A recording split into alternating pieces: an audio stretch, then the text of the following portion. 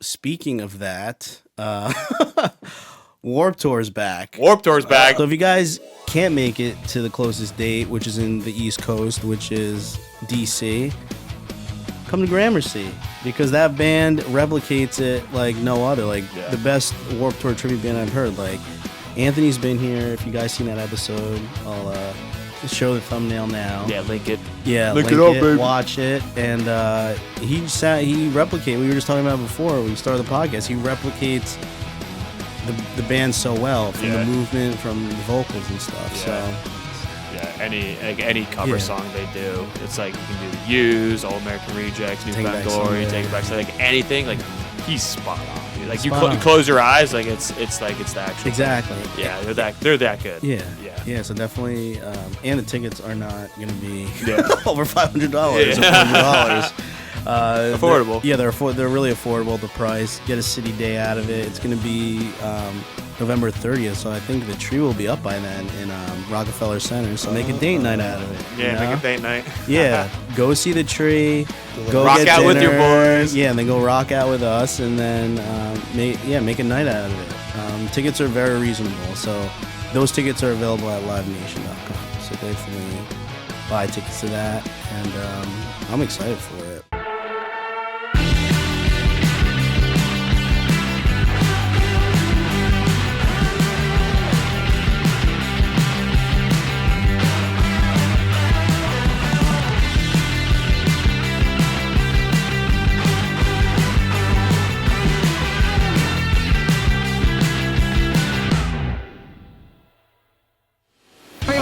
Here at versus Santapalooza with Ballyhoo. How are you all doing tonight? Good. Fantastic. Good. Pretty swell. Oh yeah, you heard it here first. Great. Okay, let's go around and you can introduce yourselves with your name and the instrument you play. My name's Sebastian, and I play guitar and I sing.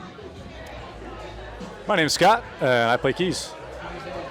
And I'm Nick, and I play the bass. Nice to meet you all. Likewise. Great. So, how did you first get into music? I remember in the 6th grade, I saw some kid play Good King Wenceslas on the saxophone, and I was sold. Mind blown. I'm serious. Good King Wenceslas. I'm serious. It was a Christmas song. I played cello in 3rd grade. I kept at it for 8 years. I'm not sure why. I listened to a lot of classical music growing up, I guess, and Beach Boys and Beatles, but somehow cello is that was the start.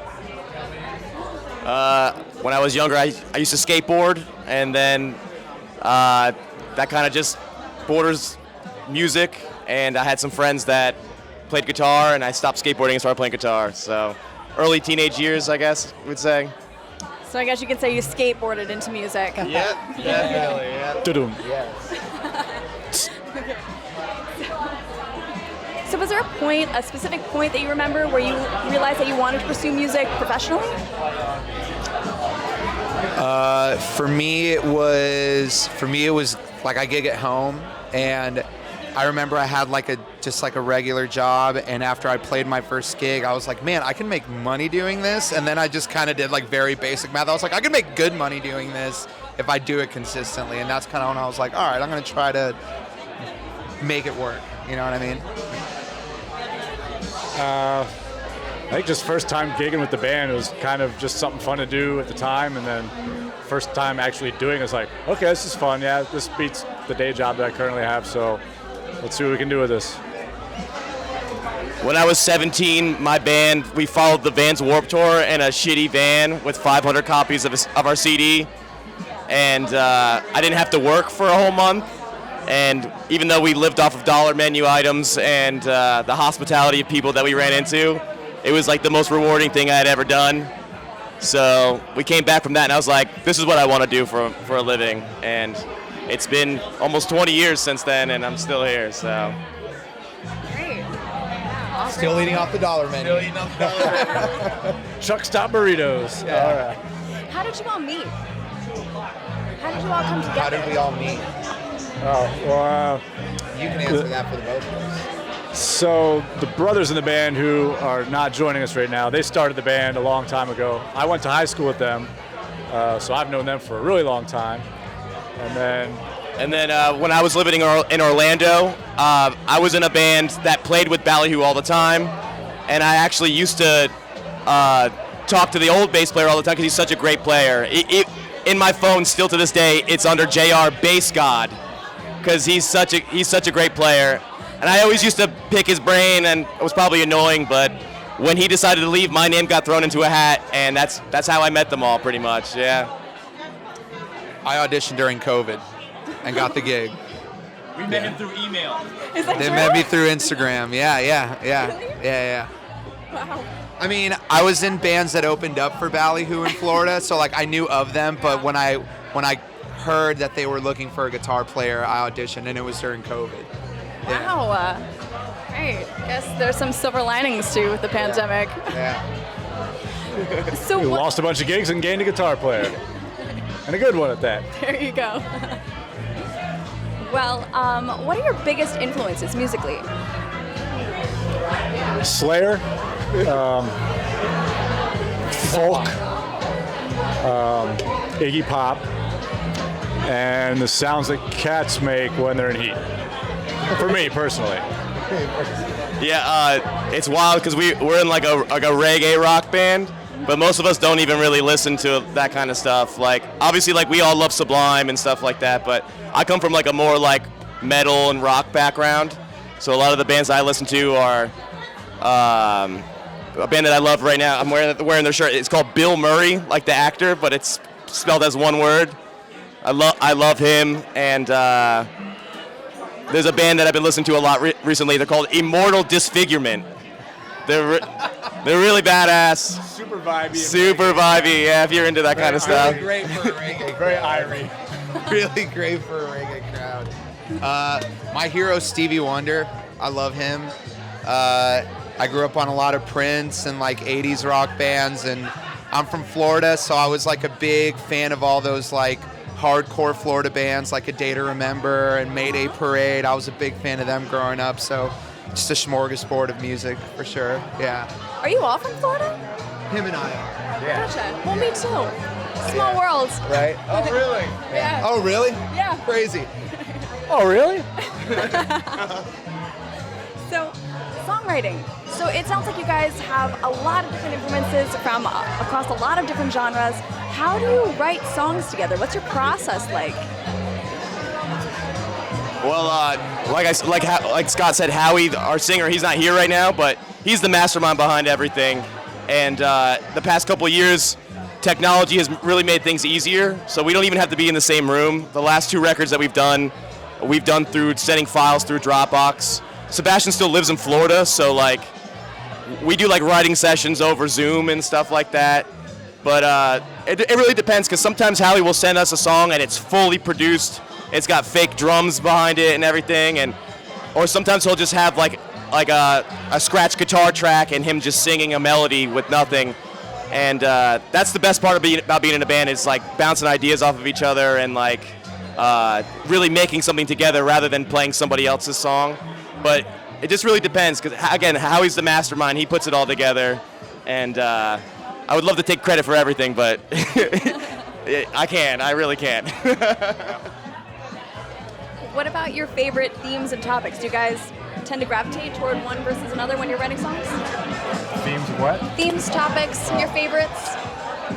Howie writes a lot about heartbreak and how hard it is, how hard the music industry is, and girls and parties. Like the party songs are always fun for us. Like the fans are, drinking, hanging out at the beach, tropical stuff. It's vibey stuff. I think a lot of it also probably has to do with where you're at in life. Like a lot of the more party tunes we've written was when the band was a lot younger, and that was like a regular thing.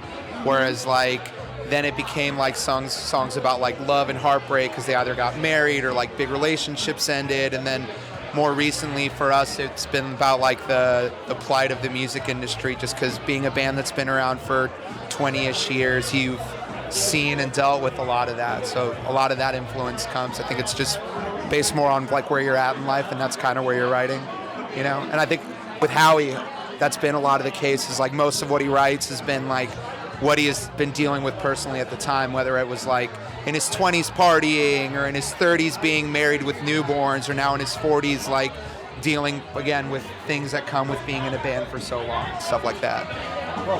Good answer. Yeah, that makes a lot of sense. What he said. What would you say your greatest challenges are as musicians? And if you talk about that, maybe how you overcame it, if you have? Is it biggest challenges? Would you say it's the music industry? Is that for all of you? Yeah, I mean, the music industry is tough for a bunch of reasons. Just being away from home, being away from family and friends for extended periods of time is certainly part of it. But you get through that with having support at home and support with your friends on the road, like being out with your homies, and just so you support each other in that aspect. Yeah, I mean, aside from any other business that makes money, if you start making money and selling tickets, there's going to be some dude somewhere with his hand out trying to, take advantage of you, and that's kind of a lot of the new record's been about that, because being a band but also a business for multiple decades, you meet people and they up front they think they're going to help you out, and in the long run they don't, and stuff like that. And I mean, it happens more often than not, and I mean, that's probably the hardest thing, is just making a good living off of it. You know what I mean? And I think there's a big difference between music and music business, and once you hit the crossroad of those two, that's where like the hardship comes, because you start to think like, what do I prioritize first? Is it the music or the business, or like how do I manage both? Because the music's the easy part. The music's the easy part. We love to play music. That's why we're here. It's all the other bullshit that comes along with it that makes it hard. So, Gotcha. Wow, that's really eye-opening. So, okay, let's lighten it up a little bit. What's your favorite part about being a musician? Each one of you. Maybe even some of your favorite experiences. The shows. There's like no other drug like it ever. Like ever. I've never had a drug that's been better than like a really good show. And I'm not saying like playing in front of thousands of people, but even if we're playing to 100 people and they're like locked, that's better than, anything that I've ever experienced ever. Definitely a show, like I said, either big, huge, or small with great energy. It all feels super good on stage. Just get that rush. It's hard to compare to anything else. Yeah, again, performing is the best part about it. Obviously, like I said earlier, like writing something together and seeing that become something that becomes art and it's not yours anymore. Having people singing back the words to you and shit like that, or people air guitaring when you take a solo or something. Like that's awesome. But that's, again, performing those songs for the people is the best part, and it's a high like no other, like Sebastian said, for sure. Sounds amazing. I can't wait to see you guys again on stage. How do you prepare to go live on stage? Is there anything that you do? Do you have a routine or a specific, superstition, anything like that? I have a Spotify playlist that I listen to. Not every night, but if I'm like if I'm feeling weird, or if I'm anxious for whatever reason, I have like a Spotify tunes of just songs that like kind of get me pumped and stuff like that. Or I'll try to just like play the guitar for a little bit. Like sometimes with touring, you don't really get a whole lot of downtime, and I don't want the first time to me be playing guitar to be the first note I hit on stage. So it'll either be a combination of warming up on guitar or listening to something to like get me pumped. Oh wait, before you pass it on, can you share one of those songs? The whole 2014 Forest Hill Strives record by J. Cole. Whole record. Every song. Good record. Great. Yeah, I usually just do some like vocal warm-ups, a little bit of just kind of jumping around just to get the blood flow and get the energy up, to just kind of hype myself up to get ready to go out and make sure that I have the energy to throw out towards the crowd, so that they feed off that energy and throw it back at us, and just make sure that we're just hyped up and ready to rock. Yeah. Just a little bit of warming up on bass and a little bit of vocal warm-ups. Sometimes we'll take a shot of Jameson to get the blood flowing. But yeah, when I was a little bit younger, when I first joined the band, I would be doing all these stretches, and Donald came up to me one time and he goes, do you think a cheetah stretches before it goes running after a deer? And I was like, I don't know. What am I, a biologist? I don't fucking know. But yeah, I mean, this is our job. I mean, we do a little bit of warming up, but nothing too crazy, you know. I still remember that. That's great. Stretching is good too, as you don't want to pull something on stage and just look like an old man. You think a cheetah stretches before it runs? I think that's gonna be my favorite quote from tonight. Oh my God. He's full of fucking one-liners. Yeah, he really is. Oh, God. What do you hope your fans take away from your music when they listen to it?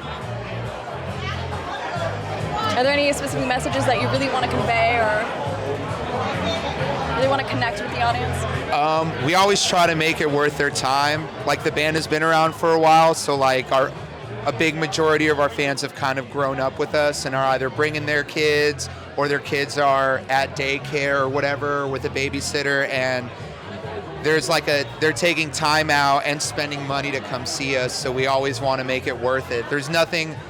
It sucks to see a band just going through the motions just because you're just collecting a paycheck that night. So even if we're tired or even if we're frustrated or even at times pissed at each other just because of touring, the minute the click starts, we're just engaged with them. And we hope that we convey that, or at least I hope that we convey that to them every night. That's great. Oh yeah. Yeah, pretty much. Just want to make sure that the fans have a good time and want to come back like, that was awesome. They were great, and I want to do that again. 100% all of that, you know, like going to a concert is like kind of like therapy almost a little bit. And every time that I go to a show that I've been looking forward to, I feel like rejuvenated from it. So I hope when people come to our shows and they leave, they're just hyped to come again, you know, and leave with a smile kind of thing, you know. Like you said, I hate when I go see a band personally that I love and they're just up there doing it for the paycheck or whatever, you know. We're lucky to be here, and it's because of people like them showing up, so it means a lot, you know. That's really great. So do you guys have any advice for aspiring musicians out there who might be listening in right now? Take your time. Don't start a band. Go to college. No, I mean, just like follow your dreams, man. I mean, that's how we all ended up here. Opportunity will come knocking if you stay dedicated. That's what I grew up with a bunch of dudes that were all way better at guitar than I was, but and it happens. Life gets in the way, you know. But if you stay dedicated to your craft, eventually you're going to get the call to come up, and you never know how it's going to be. You know, like I said, I grew up playing metal and stuff, and I ended up in a reggae band, but it's because this is what I wanted to do no matter what it was going to be, you know. And if I would have given up, went to community college, I probably would have said no to the opportunity when it came knocking, and, you know, I don't know. Yeah, what he said. Yeah, you got to stay committed. You got to have a group of guys that are all committed. You can't half-ass it. You got to, you know, put everything else on the back burner for a little while until you get to the point where you can, you know, support yourself and, you know, make a slight living at least, you know. Yeah, at least pay your bills and stuff, and then, you know, I don't know, but yeah, you got to be committed, full on, and keep your head up because it's a lot of trials, even some tribulations. And yeah, just got to work through that shit, make it happen. And no mechanic if you start traveling. Learn some shit on YouTube. Learn how to fix your vehicle because that shit breaks down a lot. Got it twice today. Twice this week. Twice this week. We've ended up working on the vehicle. But we're here. We made all the shows happen because that's what we do. Almost all the shows. Managing your expectations. I think you get sold this idea that like success only looks like thousands of people and a shit ton of money and gold records and millions of streams, but I think that it's better to have a less linear idea of what success is. Like, success to me is keeping a roof over mine and my family's head, and that's good enough for me, but that might not be good enough for someone else. So like, knowing what success is to you, I feel like a lot of people just go into music either not knowing what that looks like or just assuming that it's this big grandiose thing, and when they don't meet it, they feel like they failed. And I think that there are different levels of what success can be in music, and it can be as little as just being a hobbyist, or it can be as big as being fucking Bruno Mars or something like that, you know? But knowing yourself, what that looks like to you, I think is important, especially when you're starting out. These are fantastic answers. You guys are so wholesome and positive. This guy right I love here. it. Well said, dude. Again. Okay, so what is up and coming for you guys? Are there any releases, sneak peeks? Well, we just released our 9th studio album, Shell Shock, in August, so that's not coming up, but it had just previously come up. And we're super stoked on it. We all agree it's the best thing that we've done. And you know, everybody says that every time they drop a new album, but we really believe this, and we really think that if somebody says, what does Ballyhoo sound like? Well, I was like, listen to that record. That is Ballyhoo's sound. It's unique. It's Ballyhoo. It's us, and it fucking rips. And then next year, tomorrow's our last show of the year, and then next year we are February 22nd through March 17th. We'll be going down the East Coast, down to Florida, and then next May we'll be going to Texas and California. All of the dates will be on ballyhoorocks.com. And if you are trying to come through, click the ticket link, and we'll see you there. Wherever that is. go to the website right here. Okay, great, that sounds so exciting. Thank you guys so much. This has been a wonderful interview. Good luck tonight. Break a leg, whatever you. Thank you so much for having us. Thanks. Thank you so much. Ballyhoo, everyone.